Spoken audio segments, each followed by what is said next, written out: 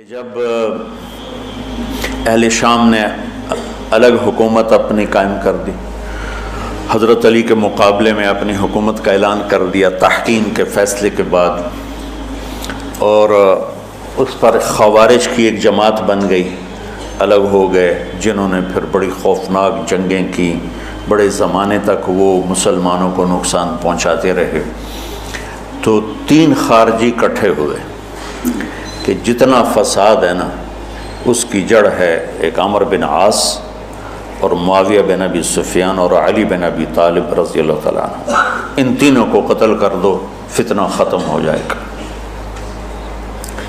تو عمرو بن عاص اس دن آئے ہی نہیں، وہ مصر کے گورنر تھے، فجر کی نماز، تو جو ان کی جگہ آئے وہ مارے گئے، شہید ہو گئے۔ معاویہ رضی اللہ تعالیٰ عنہ پر اس نے وار کیا، لیکن وہ سر سے پھسل کے کمر پہ جا کے لگا اور کمر چھل گئی، لیکن اللہ نے زندگی بچا لی۔ تو عبد الرحمن بن ملجم جس نے حضرت علی کو شہید کیا، یہ آیا ہوا تھا کوفے میں، تو لوگوں نے کہا امیر المومنین یہ اس کے ارادے اچھے نہیں نظر آتے، تو اس کو ہم پکڑ نہ لیں۔ فرمان لگے تو مجھے پھر اللہ کی ملاقات کیسے ملے گی؟ میں تو تم میں نہیں رہنا چاہتا، میں تو اللہ سے ملنا چاہتا۔ حضرت علی کے ساتھیوں نے بڑی بے وفائی کی، بڑی بے وفائی کی، اس لیے میں کہہ رہا ہوں مظلوم ترین ہستی۔ بسر بن ابی ارطاط نے یمن پہ قبضہ کر لیا شام کے لشکر کی طرف سے، اور حضرت عبید اللہ بن عباس رضی اللہ تعالیٰ عنہ کے 2 بچے اپنے ہاتھوں سے ذبح کیے جیسے بکرا ذبح کیا جاتا۔ آل رسول کے 2 بچوں کو میں صنعاء میں اس مسجد میں گیا، وہیں ان کی قبریں موجود۔ تو حضرت علی بے قرار ہو کے نکلے کہ چلو اہل شام کے خلاف جہاد کریں، اور باہر شہر سے باہر جا کے خیمہ لگایا رات کو۔ صبح دیکھا تو ایک آدمی بھی نہیں آیا ہوا تھا، اکیلے تھے۔ تو پھر بڑے دکھی دل کے ساتھ واپس آئے اور اپنی داڑھی کو پکڑ کر کہنے لگے تو کب رنگین ہوگی؟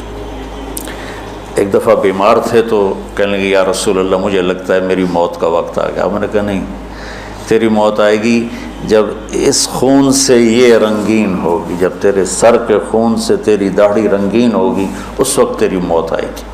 تو اس جملے کو یاد کر کے کہتے تو کب رنگین ہوگی، تو کب رنگین ہوگی۔ چونکہ ساتھی ساتھ چھوڑ گئے تھے تو شدید قسم کی بے وفائی کا سامنا ہوا۔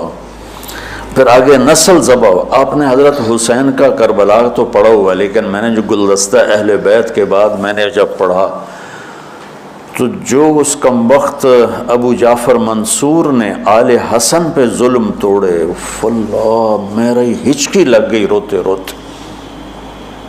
تو میں اس کی تفصیل آپ کو بتا نہیں سکتا کا مطلب ہے کہ میرا سر ساتھ نہیں دے رہا، تو ہچکی لگ گئی میری روتے روتے۔ ان کی ساری اولاد کو آخر میں پہلی دردناک سزائیں دی، دردناک سزائیں دی، اور پھر ان سب کو ایک کمرے میں بند کر کے چاروں طرف سے کمرہ ٹائٹ کر دیا، ہوا بند کر دی، گھٹ کے سارے شہید ہو گئے، اس کے تڑپ تڑپ کے سب اس میں شہید ہو گئے۔ اس لیے میں کہہ رہا ہوں سب سے مظلوم ہستی ہیں علی بن ابی طالب۔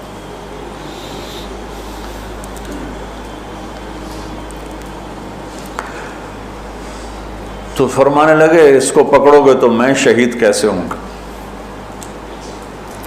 پھر ایک دن دیکھا کہ لوگ گھر کے باہر پہرا دے رہے تھے۔ آپ نے کہا کیا کر رہے ہو؟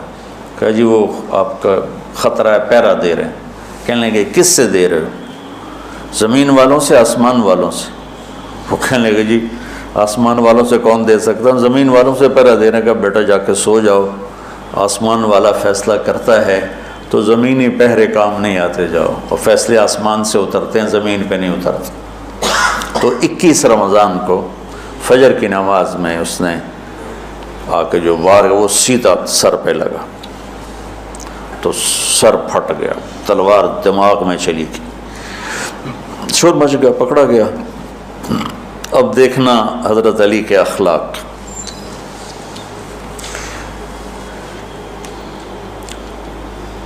لوگ اکٹھے ہو گئے. حضرت زینب کو پتہ چلا تو وہ بھاگی بھاگی آئیں اور رونے لگی، واہ ابتا واہ ابتا.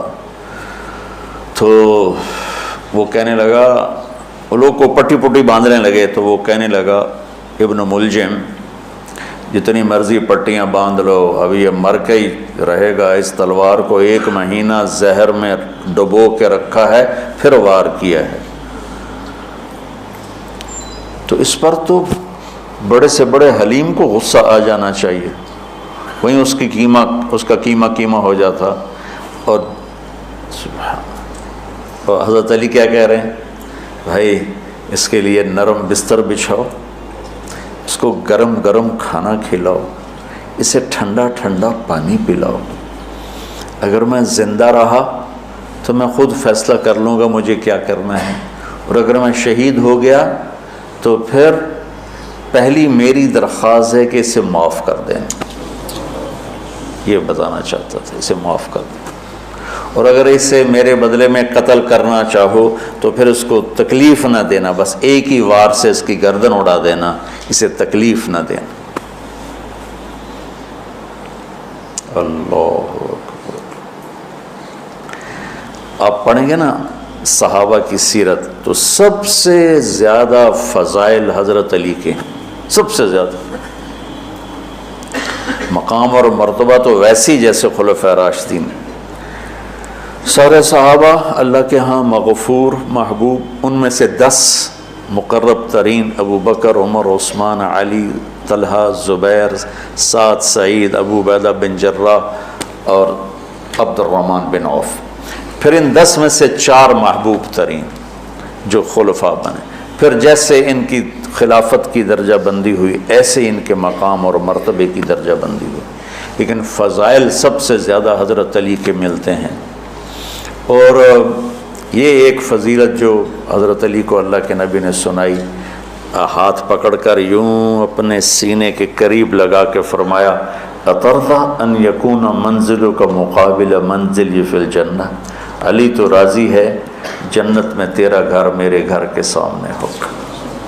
تو حضرت علی رونے لگے کہ نہیں حضرت میں راضی، میں راضی. تو آج کی رات اس ہستی کی شہادت ہے، فجر کی نماز میں ان کا انتقال ہوا، جن کو میرے نبی نے ابو تراب کا لقب دیا کہ تو میرے لیے ایسے جیسے موسیٰ کے لیے ہارون ہے. تیرا گھر جنت میں میرے گھر کے سامنے ہوگا. پھر آپ نے اپنی بیٹی فاطمہ سے کہا، فاطمہ تو میں یہ دونوں حسن حسین، اور یہ جو سویا ہوا ہے، حضرت علی جاگے نہیں، وہ سوئے ہوئے تھے. یہ جو سویا ہوا ہے ہم پانچوں آخرت میں ایک ہی جگہ پر ہوں گے، اکٹھے ہوں گے. تو یہ بڑے درجے کے صحابہ میں. اور اللہ کی قدرت ہے کہ اللہ نے کسی خالص ہاشمی کو حکومت نہیں دی، کامیاب نہیں ہونے دی. بنو عباس بھی اہل بیت ہیں لیکن ذرا دور سے. ان کے 35 حکمران آئے، 35 میں سوائے ایک کے سب کی مائیں ہاشمی نہیں تھی. پہلے ہاشمی خلیفہ بنے حضرت علی، والد کی طرف سے بھی والدہ کی طرف سے. اور وہ کہتے تھے تو کب رنگین ہوگی، اور موت مانگتے مانگتے یہاں تک کہ شہید ہو کے چلے گئے اور دکھوں بھری زندگی گزار.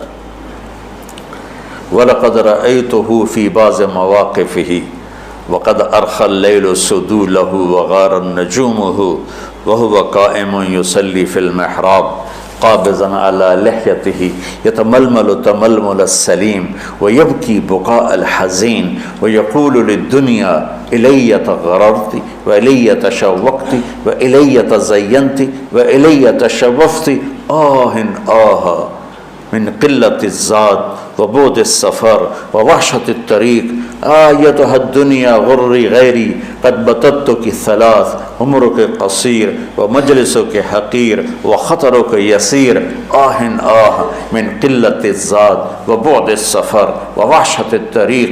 یہ درد بھری فریاد ان کی روز ہوتی تھی رات. ایسے تڑپتے تھے جیسے سانپ کا ڈسا تڑپتا ہے. اور ایسے روتے تھے جیسے دکھوں کا مارا روتا ہے۔